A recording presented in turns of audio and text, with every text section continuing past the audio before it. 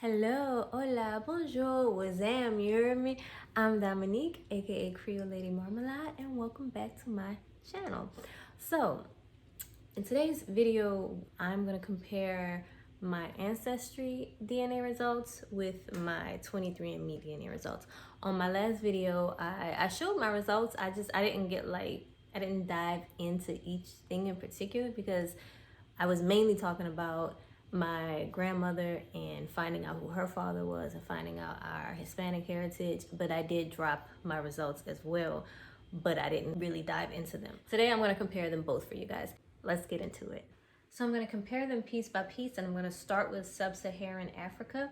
So on 23andMe, what I like about it is that it kind of neatly categorizes everything for you. Like, it has all your Sub-Saharan African in one part, your European stuff, and then it divides it, you know, Southern European, Northwestern European, just whatever the case. It's more organized and just more easy to figure out. Whereas on Ancestry, it's all just kind of, you know, lumped together, but it's not like, it's not cohesive. So according to 23andMe, I am 51.4% Sub-Saharan African, and according to Ancestry, I'm 52% Sub-Saharan African.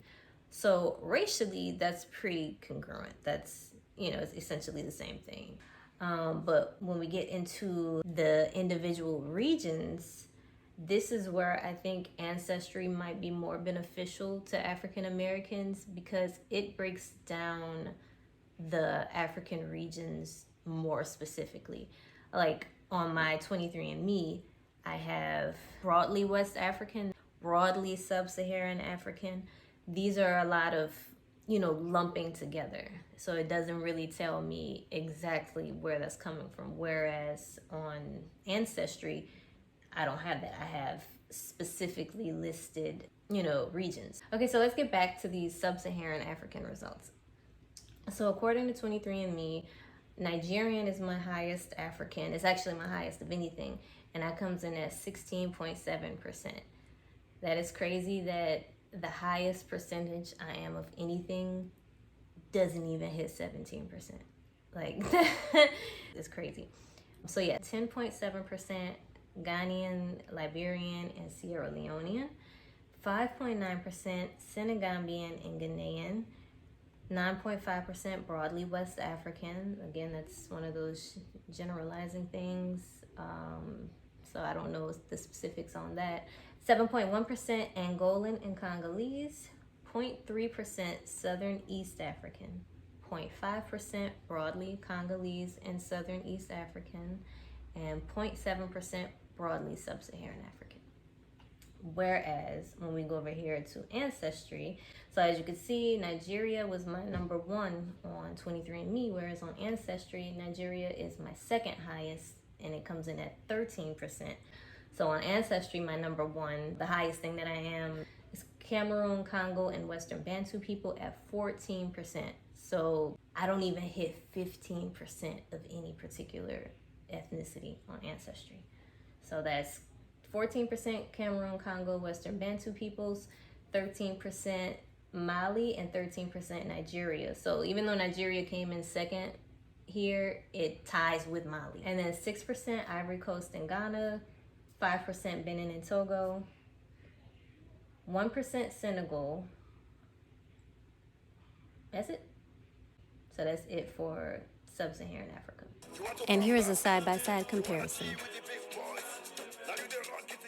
So next we'll go into Europe. So 23andMe, I have 46.7% European. On Ancestry, I believe it was 47.5%. So again, racially, that's basically the same. You know, these aren't an exact science either. So they're rounding. You're gonna round that amount anyway. So they're in the same ballpark. So for Spanish and Portuguese, we have 14.3%. That is my highest European. Italian, 3.2%.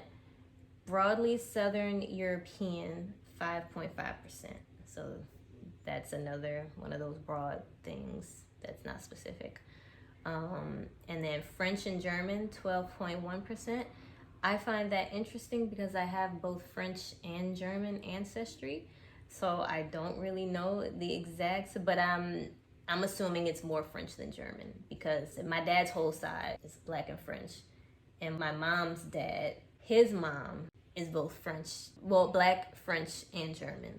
So the French is on both sides. The German is just a little tiny bit. My great grandmother's great grandfather or something like that, he came from Germany. So I'm guessing most of this 12.1 is French.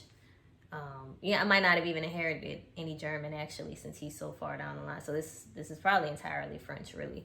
But anywho, so we have British and Irish, 1.5%, and broadly Northwestern European, 7.5%. Oh, and Ashkenazi Jewish, 0.4%. Broadly European in general, 2.2%. So we'll go over here to Ancestry, and for Ancestry, it has my highest European as France at 12%. That makes sense. That lines up with the 23andMe, 12.1%. Wales, 11%. Spain, 7%. And this is, I'm just going ahead and say that's super inaccurate, because day before the update, it used to be at 11%, plus I had the Basque, that was like 4%. The Spain plus the Basque equaled what my Spain is over on 23andMe.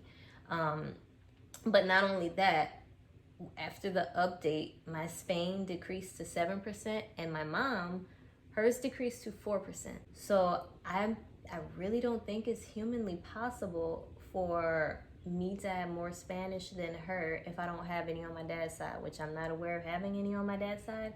And on these original Ancestry results, I had less Spanish than her. On our 23andMe, I have less Spanish than her. So yeah, that's weird to me. But yeah, anywho, so yes, what's next? Norway, 6%. Basque. And if you guys don't know, Basque is, it's like on, I don't want to say on the border, but it's right in between Spain and France. It's, I think, technically in Spain, but it's its own little section that's in between both Spain and France, and they speak their own language and they're their own like separate little group of people, but they're tucked away in between Spain and France. So yeah, 4% of that, 4% Ireland. What's next? 1% Jewish, 1% Sardinia, and I believe that's like near Italy. It has something to do with Italy. And 1% Germanic Europe, and less than 1% Greece and Albania. So that is my European stuff. And here is a side-by-side comparison. So next we'll look at the Native American, which will be super quick because I don't have a lot of it at all. So according to 23andMe, I am 1.6% Indigenous American. And according to Ancestry, I'm 1% Indigenous American, Panama and Costa Rica. So this is part of why I think 23andMe is better for people that are like highly mixed, because 23andMe actually lists my recent ancestry in the Americas, and it has Managua, Nicaragua, and that's literally the exact city my great grandfather was from, Managua, Nicaragua. And Ancestry doesn't have that. So it's like, as detailed as Ancestry is, it's interesting that 23andMe picked up, you know, the exact where my great grandfather was from. So like my mom on Ancestry, in her communities, it lists Nicaragua as one of her communities because that's her grandfather. She's, you know, more closely related to him. But for me, I guess I wasn't close enough for them to pick up on that, even though they did pick up on my Central American Indigenous. But 23andMe did pick up on that. And a lot of people who are highly mixed were farther away from those full, you know, full-blooded relatives, full-race relatives. So I like, you know, I like knowing that you can pick up on those little traces of things, because, you know, for people that are super, super mixed, our parents are mixed. It's like for me, my parents are mixed and my grandparents are mixed. I don't have a full black, a full white, I don't have a full anything, parent or grandparent. So yeah, so I like knowing that it can pick up on these trace things. So that's just one thing to note. But what I do like about Ancestry is that it includes the Creole communities.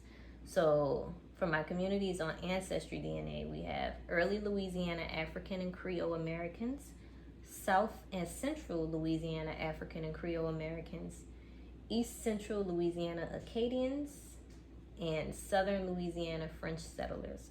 So I like that they break Louisiana down and in its communities specifically. So that is good. That's a good thing about Ancestry. Oh, something else I forgot to mention that I love about 23andMe, I don't know how I forgot, is the Ancestry timeline. And it lets you know how many generations ago was your most recent ancestor from each population. So for me, my top one on my Ancestry timeline is French and German. And it says you most likely had a grandparent, great grandparent, or a second great grandparent who was 100% French and German.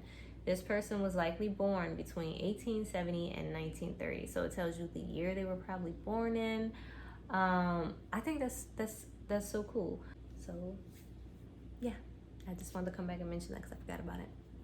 So my final verdict. They're both great tools for, you know, digging deeper into your ethnic composition. Another thing that I like about both of them is that you get relative matches, so you can find distant relatives, cousins, and whatnot. 23andMe also comes with like traits, where it's like, you know, how likely you are to have green eyes or curly hair. Just, I'm looking at myself, but you know, things like that, and it comes like included when you get the test. But all in all, I would have to say that I prefer 23andMe personally for me. Just because Ancestry, it has a lot of weird updates. Like Ancestry is the first test I ever took back in like 2017, 2018.